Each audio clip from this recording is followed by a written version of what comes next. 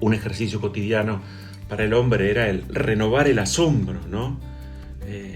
Porque el asombro nos pone frente a ese desafío de darle vida a esas actitudes, a esos modos de vivir nuestro vínculo con Dios, nuestra relación con los demás, de una manera nueva. Yo lo pido bastante seguido en mi oración, le digo a Jesús que no pierda la capacidad de maravillarme. ¿Cómo puede ser que si viajo y me maravillo ante un paisaje, si encuentro una persona que por primera vez me dispongo a escuchar, me maravillo ante lo que escucho, una melodía que me transporta, un lindo cuadro, lo que fuera? ¿Cómo puede ser que Dios haya pasado a ser Jesús resucitado, parte del paisaje cotidiano, donde ya nada me sorprende?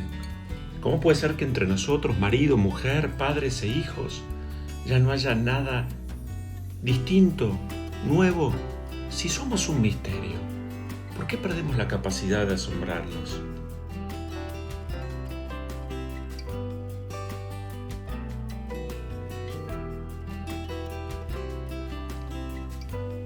Además, cierto es esto, cuando Jesús nos asombra, nos maravilla, hay una esperanza que se hace nueva. El asombro nos permite mirar más allá y es un lindo ejercicio de lo que ven nuestros ojos.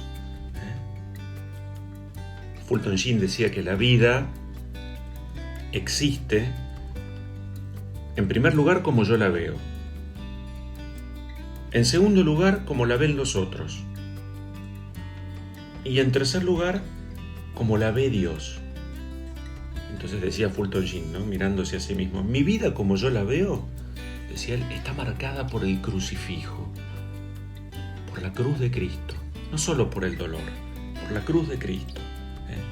Y él decía, solo nosotros dos, el Señor y yo, la hemos leído, y mientras pasan los años, empleamos cada vez más tiempo en leerla juntos. Y él decía cómo el aprender a ver la propia vida como la ve Dios es fuente de paz.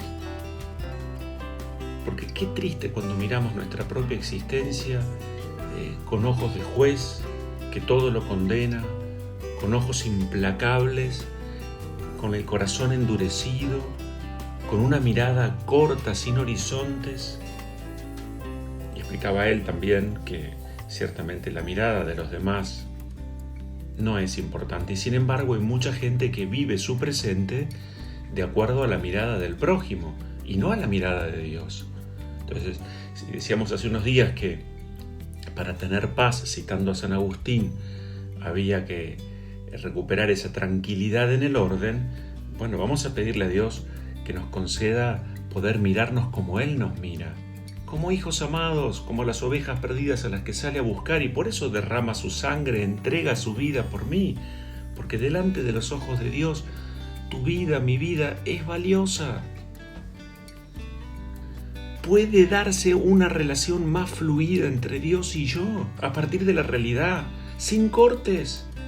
Y ya que quiero que me escuchen, esto es lo que Dios nos dice a nosotros, y que no me dejen colgado, y es lo que nosotros le decimos a Dios, es allí donde se da el encuentro, de dos que hablan y dos que necesitan no quedarse colgados, sin la respuesta de los otros. Porque en primer lugar, acá sí tengo la certeza, Dios es el que cumple lo prometido. Ya cumplió, ya pagó. Yo quiero alimentar esa relación que Dios me ofrece en este tiempo pascual. También en estos días hablaba con una persona que me hizo gracia la expresión, ¿no?, porque es muy actual. Me decía, ¿a dónde va a llegar la cosa? Haciendo referencia a la pandemia, ¿no?, y esta situación. Y bueno, me hablaba de curvas, me hablaba de estadísticas, me hablaba de posibles fechas límites para la cuarentena. Y yo, mientras escuchaba a esta persona, también decía, pero porque hablo con muchas otras personas durante el día, me doy cuenta que este tiempo de incertidumbre también es un tiempo para el que mucha gente no quiere que se acabe, porque se han dado cuenta medio obligadamente, compulsivamente, pero de sus malas decisiones. Eran vidas, cito textualmente, ¿no? Ocupadísimas, pero no llenas, repletas de cosas, pero no de vínculos, los más simples y genuinos, de padres a hijos, de marido a mujer, mujer a marido, de amigos que se habían perdido y que ahora aparecen en la virtualidad de una red o de lo que fuera. Era una vida llena de exigencias por todos lados y con escasísimo o nulo goce de lo propio y de los propios, ni mucho menos de Dios. ¿Qué hacer?, me preguntaba esta persona, ¿no? ¿A dónde va a llegar la cosa? ¿Qué hago? Y yo en primer lugar digo, ¿no? Lo que se puede. Eso no lo podemos postergar ni dilatar. Decíamos en estos días que poco sentido, ¿no? Vivir pateando la vida permanentemente. Eso sí que es muy triste. José Luis Martín Descalzo decía que cuando las cosas van mal, hay 4 posibles posturas. La primera de ellas, las 3 primeras de ellas, decía él, bastante sonzas. Gritar, llorar y desanimarse. Y había una sola, que era la postura seria y práctica: hacer. Hacer eso que se puede y está en ti, que es lo único que Dios te pide. Porque así van cambiando las cosas. Aunque nada cambie, si yo cambio, bueno, todo cambia. Ese cambio tiene que empezar a operarse, porque estamos delante de aquel que es la novedad, que es Cristo resucitado, que me propone, insisto, a pesar de la pobreza de la frase, pero una conexión, un vínculo, una relación distinta, para que yo ya no diga más estérilmente qué va a pasar, a dónde va a llegar esta situación, y que pase a decir, iluminado por la presencia de Cristo resucitado, tomando las decisiones que haya que tomar, hago lo posible. Muchas veces, frente al dolor, se suelen confundir 3 cosas, ¿no es cierto? Aquello que es el dolor, que siempre es una cosa horrible. En segundo lugar, aquello en lo que el dolor puede llegar a convertirse, y aquello, finalmente, que se puede sacar del dolor. Estas 2 últimas posibilidades son maravillosas. Hablo del dolor como del sufrimiento, como de la incertidumbre, como de la inseguridad. Insisto, frente a cualquier cosa que nos toque vivir en la vida, siempre hay una respuesta posible, que es la que espera que Dios, que es la que Dios espera que yo asuma. En el libro de los Hechos de hoy, Pedro, Juan y los demás apóstoles, con mucha decisión, van a decir a aquellos guardias, ¿no es cierto?, hay que obedecer a Dios antes que a los hombres.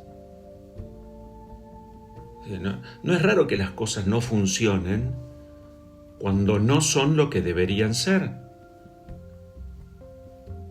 Aquello que intentamos vivir con el nombre de religión, muchas veces no lo es. La palabra religión admite como 2 posibles etimologías. Una de ellas, la más conocida, la clásica, religare, que significa volver a unir, o también otra posible acepción, que es volver a elegir, lo cual supone una opción firme por Dios y por lo que Él nos enseña. Y volver a unir, esto habla de la voluntad de Dios, que es mucho más importante, es Él el que me busca, el que sale al encuentro, que mis propios pareceres, dudas. Había un libro de un tal Bonhoeffer que se llama Lo que cuesta ser discípulo, y el autor se pregunta si hay alguna parte de tu vida que aún estás como rehusando entregar a Dios. Justamente la intención del autor es poder darnos cuenta por qué nos cuesta ponernos en el camino del discipulado. Y él dice, bueno, porque muchas veces seguramente hay aspectos, partes de nuestra vida que aún no le entregamos a Dios. Puede ser una pasión baja, puede ser una enemistad del corazón endurecido, algún deseo o alguna ambición desordenada, o nuestros propios caprichos, nuestras propias razones. Dice este autor, si esto es así, no ha de extrañarte que no hayas recibido el Espíritu que Dios te ofrece. No hay lugar. No te extrañes que la oración para vos sea algo difícil.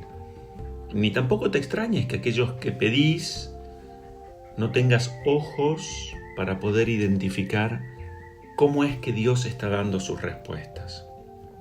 Y propone el autor lo que propone el Evangelio, ¿no es cierto? Bueno, entonces, ¿te cuesta ser discípulo? Bueno, pues entonces reconcíliate con Dios, reconcíliate con tu hermano, reconoce tus pecados, sé humilde, pedí perdón, y entonces sí vas a recobrar la fe. Si vos no escuchás, si vos no atendés, si vos no obedeces, que era esa escucha atenta para dar una respuesta a la voluntad de Dios, uno tampoco vas a estar abierto para recibir la gracia que Dios te puede ofrecer. ¿Cómo pretendes entrar en comunión con Él si en algunos aspectos de tu vida estás escapándote de Él? Quien no obedece no puede creer. La obediencia, decíamos en estos días, engendra fe. Insisto, lo de los apóstoles de hoy. Hay que obedecer a Dios antes que a los hombres. Entonces, no sorprendernos de que la fe siga siendo para nosotros algo difícil, mientras estemos en nuestra vida conscientes de que hay resistencias o desobediencias a Dios. Porque en el fondo esa es la lucha final del hombre. Quiero vivir de acuerdo a la voluntad de Dios. Intento conocer esa voluntad de Dios hoy en mi vida acá. O vivo por inercias. O vivo pensando que estar unido a Dios es dar respuesta a mis caprichos. Nos pasamos años, mucho tiempo, quizás la vida entera, como regateando con Dios a ver si nos vamos a entregar, si nos vamos a decidir. Y así aparecen esas palabras tan tristes en nuestra existencia, que son las dudas, la experiencia de vivir retrasando nuestra vida, postergándolo todo. Hoy no, quizá mañana. San Agustín, ¿no? Quiero ser santo, pero no todavía. He citado aquel título del libro sonso, pero tan real. No te mueras en la sala de espera. Esa es la tragedia de muchas almas, las salas de espera del espíritu, que uno imagina que están llenas de gente, que vive preguntando, ¿alguna novedad? ¿Todo igual? Que se rinden ante esas conexiones y ya piensan que no va a haber ningún cambio, ninguna solución. O que viven con preguntas, ¿no? ¿A dónde va a llegar la cosa? Como quien mira la vida como si fuera algo ajeno. Aletargan sus vidas. Y mientras tanto podrían hacer mucho bien. Miren, yo les confieso, he hablado estos días con tanta gente, tantos hombres, mujeres, que me dicen, la verdad, me doy cuenta en este encierro todo el bien que podría haber hecho y no hice. Me doy cuenta cómo los hijos agradecen a papá jugando con los niños, a mamá pintando, paveando, armando rompecabezas, pintando un cuarto, todos juntos, divirtiéndose. Alegrías baratas, sin haber gastado un solo peso. Si eso es lo que queremos, eso es lo que anhela nuestro corazón, una presencia real.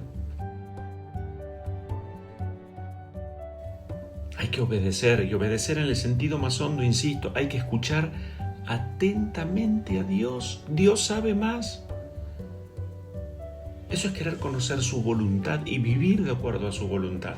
Ese es el paso, ese es el encuentro con Cristo resucitado que cambia nuestra historia. Yo no puedo vivir a media asta, a medias tintas, que sí, que no, que esto, que aquello, que poniendo excusas. Si quiero paz, tengo que seguir el camino de Jesús, entrega total. Vamos a pedirle a Dios entonces aquella convicción, aquellas vidas llenas de la fuerza del Espíritu, esa valentía, esa coherencia que empezaron a tener los apóstoles luego de Pentecostés, llenos del Espíritu. Hay que obedecer a Dios, hay que escucharlo a Él. Y con esta certeza, seamos generosos porque el ponernos a la escucha también es un acto de generosidad para con Dios, que a fin de cuentas habrá de significar un bien enorme para nosotros. Le pedimos a Dios que tanto nos quiere. Él es la novedad que necesita nuestro corazón. Él es esa conexión honda y profunda.